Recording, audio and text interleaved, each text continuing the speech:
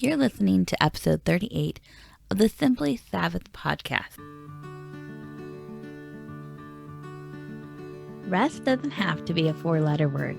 If you feel like you're about to break from exhaustion, let me invite you to Simply Sabbath, a podcast for the burnt-out Christian mom who longs to get back to the core of who she is and to reclaim the deep joy and stabilizing peace Jesus has for her in her everyday, without the mom guilt that often accompanies self-care practices. Hi, my name is Rachel Fehrenbach, and I help busy moms just like you add a simple, rest-filled family Sabbath to their week so they can experience a refueling that gives them exactly what they need to live the life that God has called them to. I'm so glad you've joined me today. Let's get to it.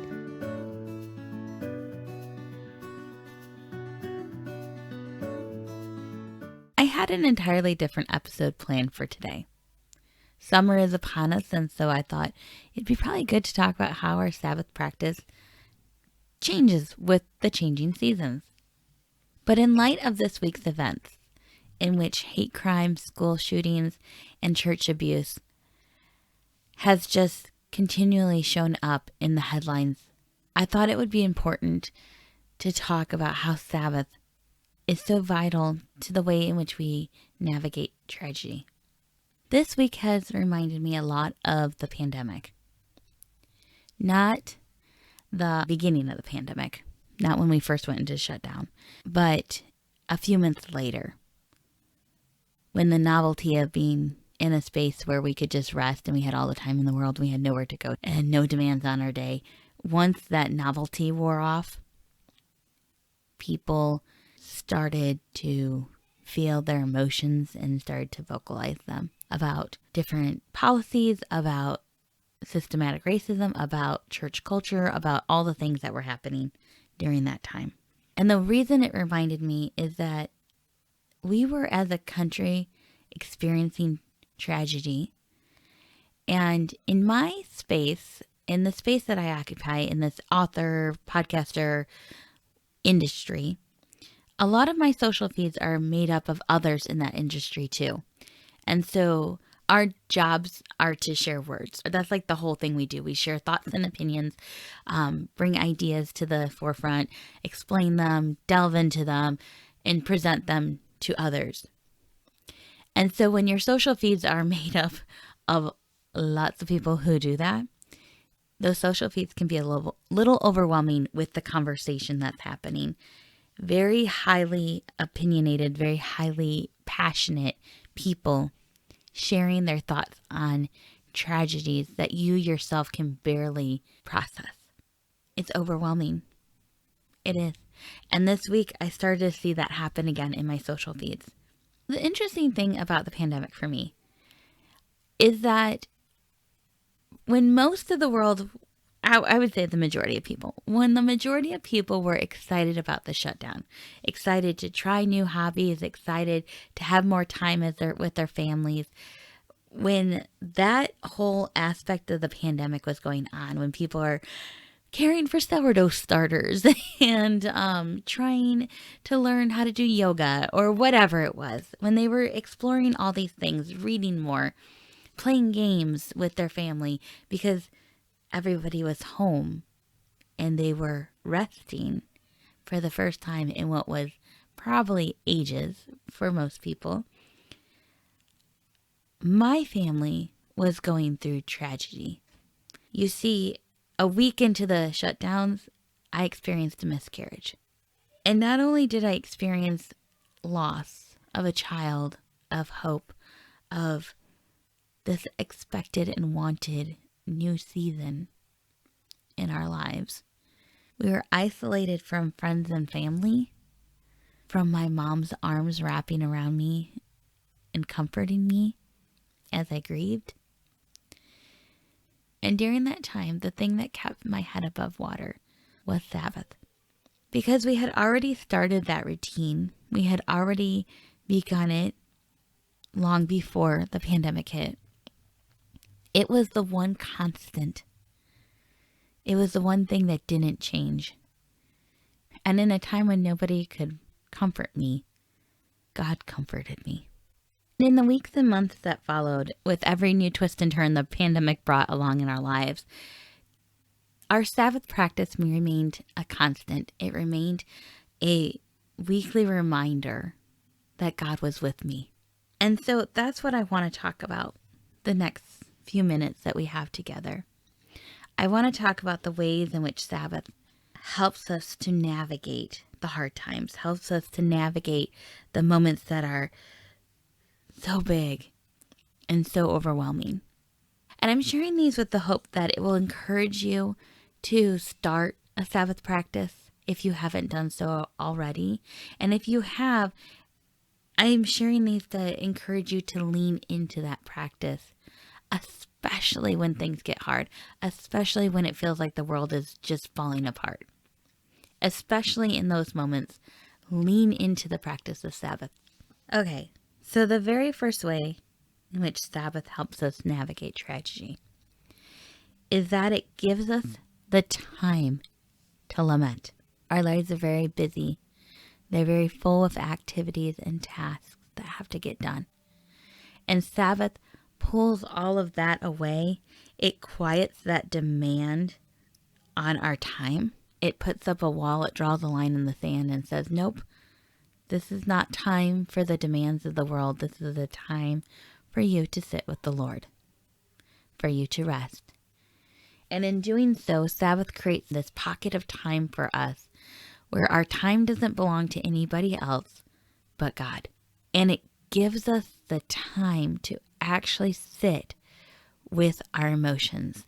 It gives us the time to feel all the feelings. It gives us the time to cry. A few years ago, we lost my husband's mother. And it was the first time where I had lost somebody close to me and I was in charge of the preparations. I pretty much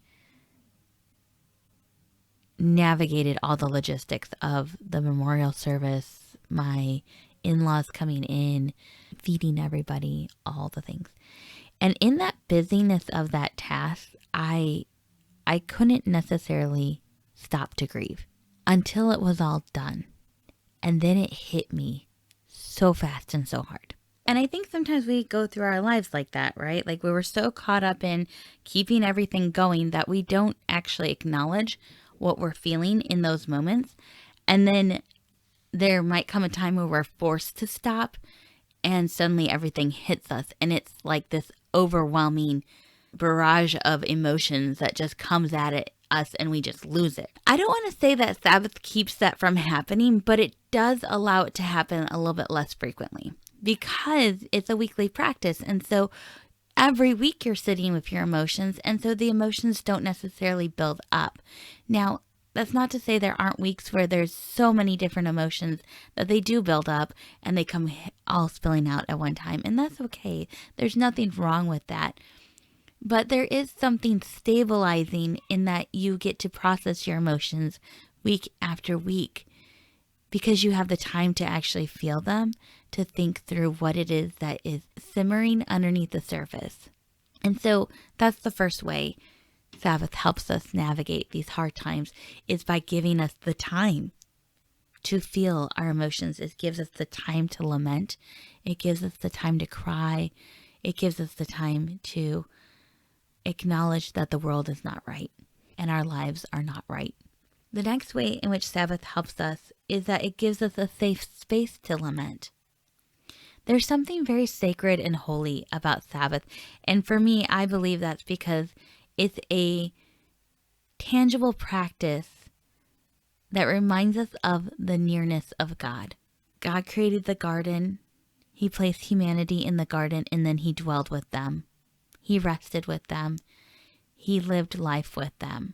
And then when sin broke that, he chose to live with humanity through the temple. And then through the work of Jesus on the cross, he now dwells with believers through the Holy Spirit indwelling each one of us. God is near to us. And the Sabbath reminds us of that he is near to us, that we are in his presence.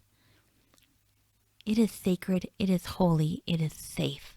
It is a safe space to process what it is you're feeling. And God is not afraid of your questions. He is not afraid of your emotions. He is not afraid of your doubts, and He will not be overcome by them. You are on sacred ground with Him. It is a privilege. It is beautiful. And you get to be there. You get to be there dwelling with Him, resting with Him in that safe space. And so Sabbath gives us that safe space to lament. It gives us that safe space to cry. It gives us that safe space to process what it is that we are feeling. The third way is that it reminds us that we're not alone. You know, Sabbath is both a practice of individual remembrance, but also collective remembrance. I think that this is one thing that the Jewish culture does a lot better than our Christian church does, in that it Sabbaths collectively. They Sabbath as families, and they Sabbath as a community. And in our culture, in the U.S. especially, we forget that collective community aspect of things. And yes, we go to church, but we show up for church for an hour and a half, 2 hours. And oftentimes, for the majority of us, and I'm not saying this is true for everybody, but for the majority of us, we go home and we go about our busy lives. We aren't resting together as a family, and we're not resting together as a community. And so we forget that we also are supposed to rejoice as a community and lament as a community. And sometimes there's a disconnect with that. But Sabbath reminds us, when we enter into it on a weekly basis, we're reminded that we are not meant to do this life alone. We're supposed to do it within community with the Lord and within community of those around us. And when we are reminded that we're not alone, the tragedy we are walking through feels a little bit more bearable, because we are not shouldering it all ourselves. We are sharing it with others, which means we have a tangible expression of God's comfort in the arm of a friend. So lean into that community. Lean into that remembrance. You are not alone. We were not meant to do this life alone. The fourth way in which Sabbath helps us navigate tragedy is that it forces us to set down our grievances when we want to go to war. I don't know about you, but I am a fixer. When there is a problem, my mind immediately goes into, how can I solve this? How can I make this better? How can I help? How can I fix this? And especially if there's been an injustice done, I go into, how can I defend? How can I battle for you? Or how can I battle for myself?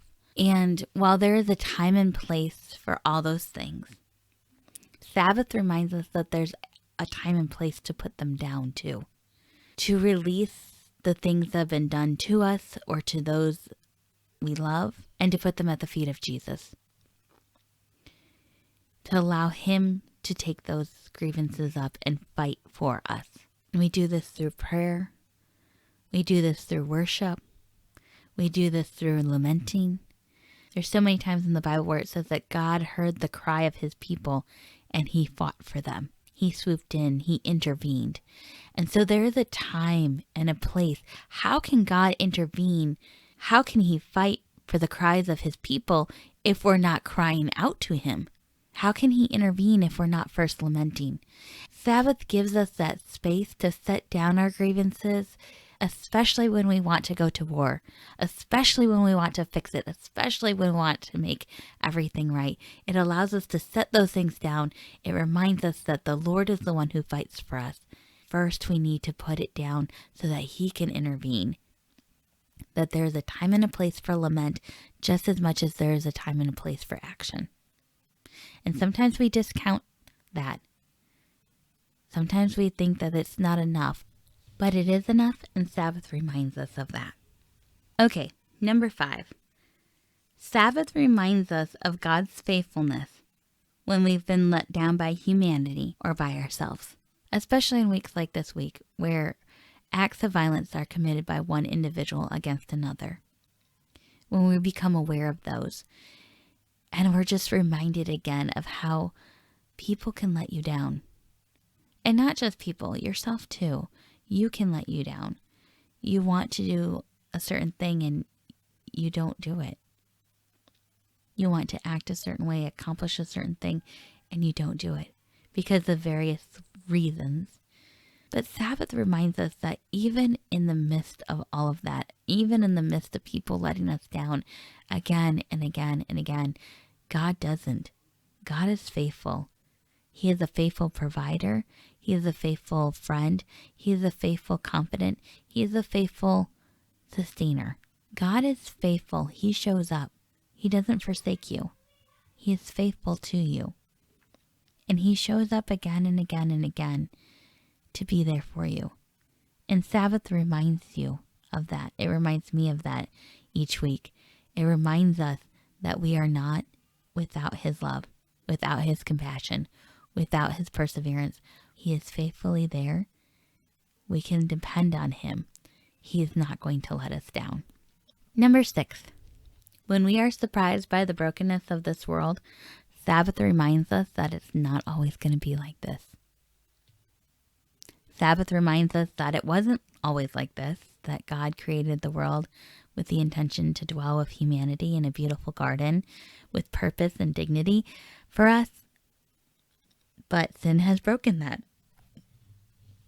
And even again, when God gave the practice of Sabbath to the Israelites to steward, he reminded them through that practice that one day he would restore, he would make right. He was there. He was faithfully providing for them. And even now, on this side of the cross, Sabbath reminds us that one day he will come again and he will restore and make right all things. God is making right the world. And one day there will be a new heaven and new earth. And this brokenness that we see that surprises us, that catches us off guard, that creates such a pit in our stomachs, because we know how wrong it is. We know it's not supposed to be like this. One day it will not be like this. And Sabbath reminds us of that, and it gives us hope.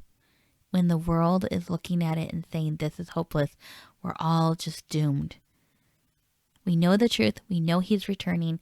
We know he will make right all things, and there will be a healing that will take place that will right all these wrongs. And once again, restore that garden kingdom.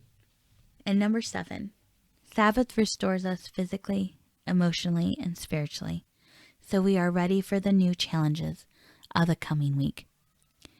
We know we sit in a space where things are not going to be fixed overnight. We know we sit in the space where things are continuing to be fractured by sin. We know we sit in that space. And while we have a hope that one day Jesus will return, and we know he will restore and make all things right and new and beautiful and fix the brokenness, we know that today is not that day. And Sabbath gives us a stabilizing peace, a refueling to our souls in a way that prepares us for the new challenges of the next week. And that can sometimes feel tiring to be constantly facing new challenges each week. I get it. My husband and I just talked about this last night, about how it's just so tiring sometimes. But that practice, that weekly practice of Sabbath, it slows us down. It gives us a space to rest physically, emotionally, and spiritually.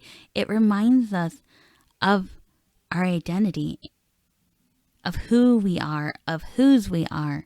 It reminds us our purpose. Why are we here in the first place? It reminds us of our belonging. We are his. We are part of a community. It reminds us of all these things. It gives us a stabilizing peace. It restores us to face the new challenges. This life is beautiful, but it is broken.